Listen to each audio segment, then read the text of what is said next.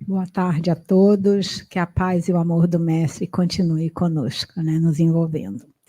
Como a Regina falou, do simpósio desse mês das crianças, só para relembrar a vocês, lembra que a criança é um serzinho que está recomeçando a sua existência na Terra, né? Então, nesse período, o que é que acontece? Ela vem com aquela aparência de inocência, fragilidade, já derruba os nossos corações. Mas, por outro lado, é um momento muito bacana, um momento muito importante na condução dessa criança, porque, sendo tão pequenininha, nós sabemos que o esquecimento do passado. E que esta criança já viveu outras vezes, já teve várias e várias vidas. Então, ela traz consigo esse conhecimento adquirido nas outras encarnações. Só que os órgãos, o espírito tem o conhecimento, mas os órgãos não sabem manifestar todo esse conhecimento tão bem. Então, o que é que acontece? É um momento muito interessante para nós. Elas tornam-se mais fáceis de serem conduzidas, de serem educadas. Então, nós, pais, avós, familiares, quando eu falo todo mundo da família, é um momento maravilhoso para a gente reconduzir essa criança, mostrando as coisas que não estão legais nesse ser, né? E lembrando do propósito da encarnação, das reencarnações, que é corrigir o que não está sendo feito direito, o que não foi aprendido direito, para não cometer mais erro e não precisar passar por algumas dificuldades na vida. Tá? Então, com isso, gente, nós vamos entrando no nosso tema, que é como podemos auxiliar nossas crianças em seu desenvolvimento moral. E o Kardec, como um grande pedagogo da sua época, falou, claro, a educação. A educação é um ponto fundamental para reconduzirmos essas crianças. Mas quando Kardec falou da educação e o seu mestre Pestalozzi, não estavam falando só da educação intelectual, mas principalmente do caráter da educação moral. Bom? E como nós falamos, a criança, nesse período, ela é, como é que nós podemos expressar? Ela pode ser mais educada mais facilmente, né? Então, o que nós temos que pegar um período muito interessante, porque com o crescimento físico, integrando-se cada vez mais no corpo, no ambiente, escolas, amigos, taranã, vai ficando mais difícil da gente conseguir, com o diálogo, com amor, com atenção, e passando esses valores, essas novas regras que elas precisam aprender. Tá? Kardec, como um grande pedagogo que foi, se preocupou bastante com esse tema, e ele afirmou: a obra do Espiritismo é de educação. A doutrina dos espíritos é eminentemente educativa. Se vocês abrirem um livro dos espíritos, na pergunta 208, ele questiona o espírito da verdade. O espírito dos pais não exerce influência sobre o dos filhos após o nascimento? E o espírito da verdade responde, abre aspas, exerce e muito. Pois, como já dissemos, os espíritos devem concorrer para o progresso recíproco. Pois bem, continuando, né, o espírito da verdade. Pois bem, o espírito dos pais tem a missão de desenvolver o dos filhos pela educação. Isto é para ele uma tarefa. Se nela falhar, será culpado. Porque vocês lembram que para nós reencarnarmos, há todo um consentimento, você aceita aquela criança no plano espiritual, você tem esse compromisso, esta missão de conduzir esse serzinho aqui na Terra. Então, é importantíssima a nossa ajuda. Tá? Kardec e o seu mestre Pestalozzi viam a educação, a verdadeira educação, que conduziria, através da educação, nós podemos conduzir essas crianças à perfeição, à plenitude das suas capacidades. Eles acreditavam que, através da educação, poderiam desenvolver, além de uma profissão, uma formação moral correta. Essas ações educativas envolvem não somente as técnicas de ensino, como também recursos didáticos pedagógicos, baseados no respeito, no diálogo, na liberdade e, principalmente, gente, nos nossos exemplos, nos nossos ensinamentos. Todos esses princípios tinham um só foco: desenvolver todas as potencialidades desse serzinho, dessa criança.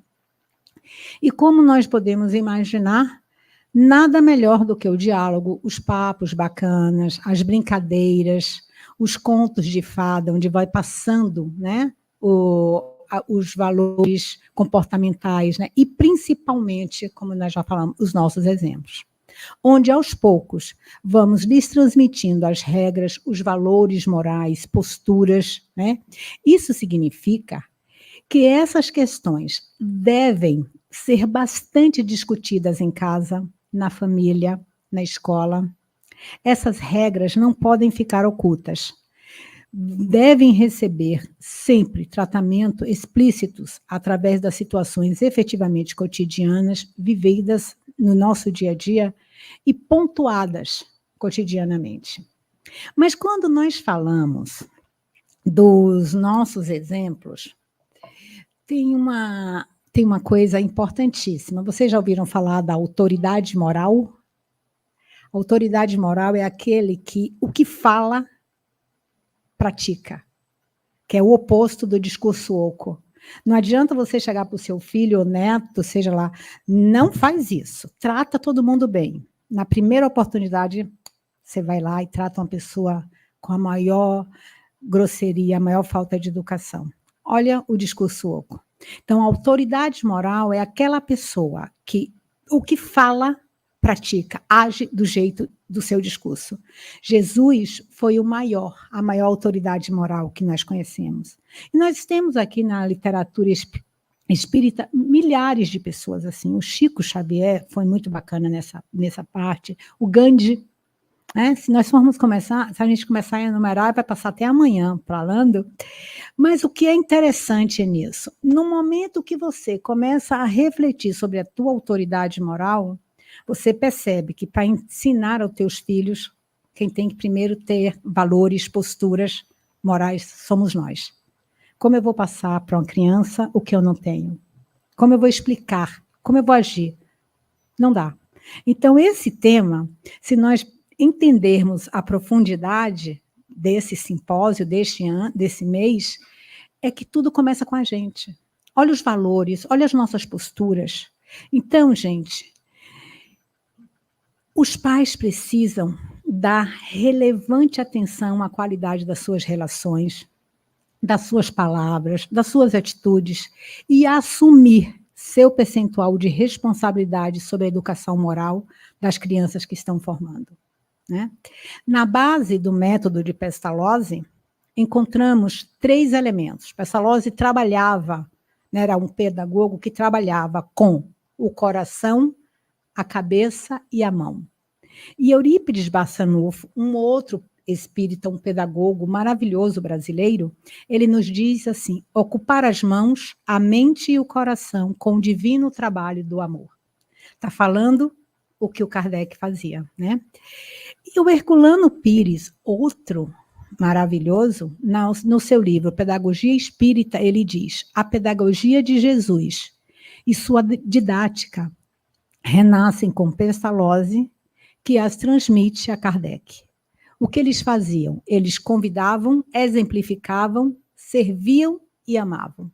Se você olhar a vida de Jesus, foi o tempo isso. Convidando, exemplificando, servindo e, acima de tudo, amando. Né? É essa visão pedagógica que Kardec herda diretamente do seu mestre, o Pestalozzi, né? A meta da educação consiste no desenvolvimento simultâneo das faculdades morais, físicas e intelectuais. Kardec enfatizou a importância da educação para o progresso e a transformação moral do homem. Via a educação como um remédio eficaz para combater o mal em geral e as más tendências que o espírito manifesta desde cedo e que devem ser observadas pelos pais, que são os seus primeiros educadores, né? Então, um trabalho que se origina na relação consanguínea do convívio doméstico, aos poucos nós vamos transferindo para a sociedade na pessoa do professor ou educador. E essa educação se encerra com o próprio indivíduo. Quando nós agimos, quando nós nos legislamos nessa aquela moral autônoma, eu faço porque para mim é o melhor, é o que eu acho que seja, de tudo que eu estou trabalhando, de tudo que eu estou melhorando, é o imperativo categórico kantiano, tá? Então, vocês podem observar que começa lá fora, né, com os pais, com os professores, e isso aqui, gente, tem uma importância tão grande. Se você vai observar, hoje em dia, os pais estão delegando toda a educação dos seus filhos para os professores, para a escola. E isso é responsabilidade dos pais. E uma coisa importantíssima, não vamos jamais esquecer que a educação é eterna. Nós estamos nos educando diariamente, não tem idade para se educar. Não tem aquele papo de, eu já estou tão velho, eu não vou mudar mais. Nada disso. Nós estamos aqui para aprender, para trabalhar isso aí. Então, não tem idade, não tem limites, a inteligência humana é para isso, e precisa ser trabalhada e potencializada, e principalmente atualizada. Ok? Então, minha gente, a educação familiar corresponde a uma fase do processo educacional. A educação institucional da escola é o desenvolvimento daquela. Porque educar é transformar. Educar é transformar. Enquanto instruir é apenas informar. É o que a escola precisa fazer, informar para você não agir do jeito. Mas a mãe, o pai, os familiares educam. A educação espírita dirige-se ao coração, à instrução, ao intelecto. Ensino, processo de informação e instrução, e educação, processo de formação moral, espiritual, constituem as coordenadas da doutrina espírita e balizam a prática doutrinária em todos os seus aspectos. Nós estamos falando da educação integral, desde o início, né? Mas a pergunta que fica é: como podemos educar, estimular os nossos filhos em seu desenvolvimento? E não dá para falar em educação sem falar no Piaget, né? O Piaget foi um suíço, né, um educador suíço. Ele se formou em biologia e posteriormente ele entrou na área da psicologia e foi um grande pedagogo, um grande educador. Ele foi um dos homens mais influentes do seu tempo, tá? E continua até hoje, né? E o que ele lembrava sempre? A vida em sociedade pressupõe que nos relacionamentos uns com os outros há necessidade de existir regras para nortear essas relações, organizando a convivência humana e propiciando harmonia às relações, uma vez que se visa a garantia de segurança e justiça para todos. No entanto, não podemos considerar como essenciais as regras em si. Existem as regras, mas elas não são o fundamento, tá? Elas são os motivos, elas não são tipo uma orientação, porque você deve segui-las por você, por sua autonomia, por você entender essa regra, aceitar e tentar melhorar.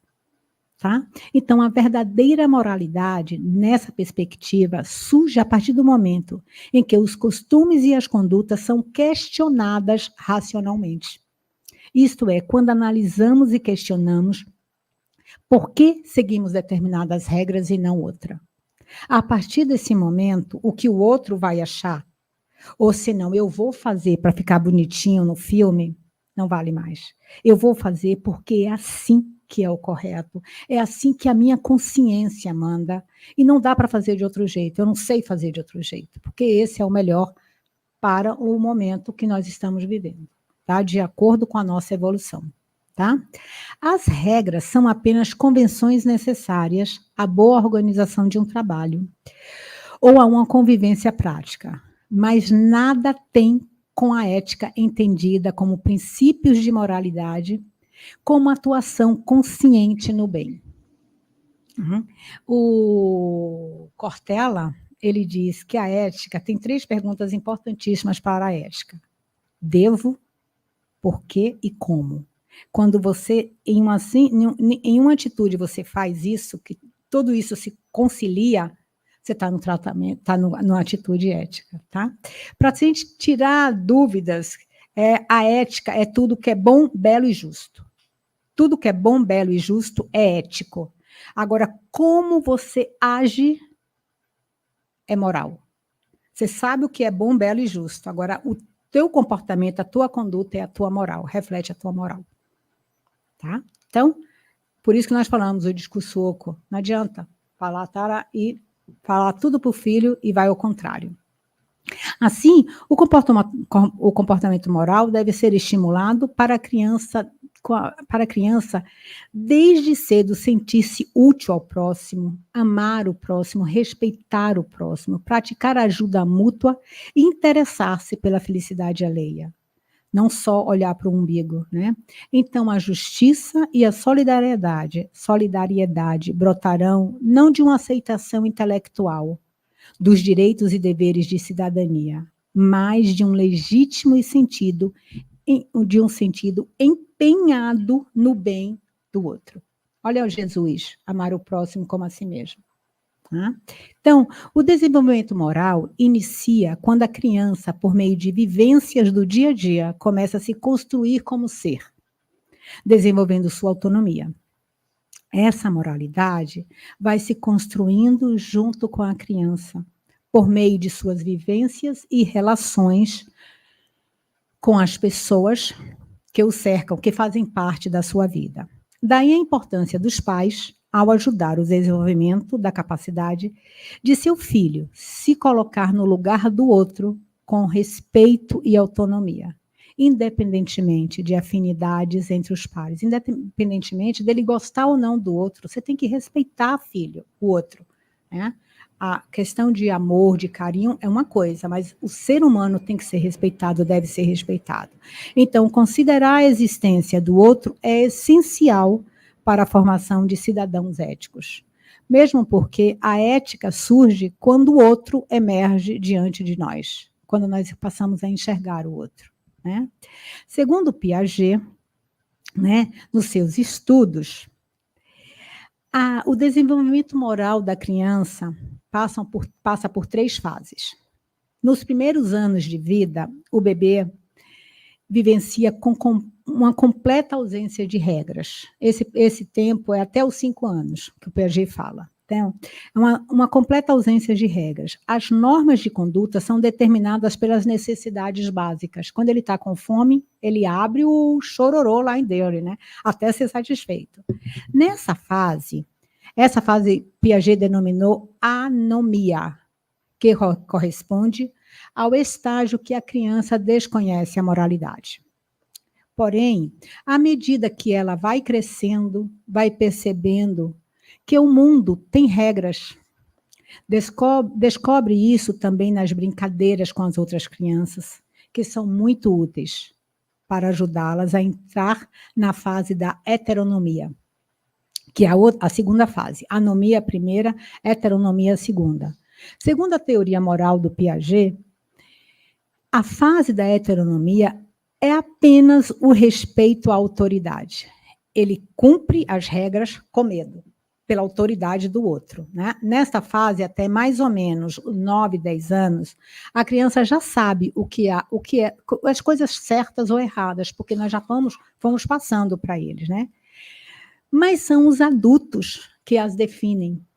Isto é, as regras são exteriores à criança e não podem ser contestadas. É assim porque obedeça. Tá? Elas não são contestadas, são impostas pelos mais velhos, portanto, a criança não tem ainda a consciência, nem reflete, ela apenas obedece essas regras. O certo para ela é o cumprimento do que foi passado para ela, e pronto, né? O indivíduo obedece às regras por medo da punição, por medo de ficar de castigo, de um tapa, né? E por aí.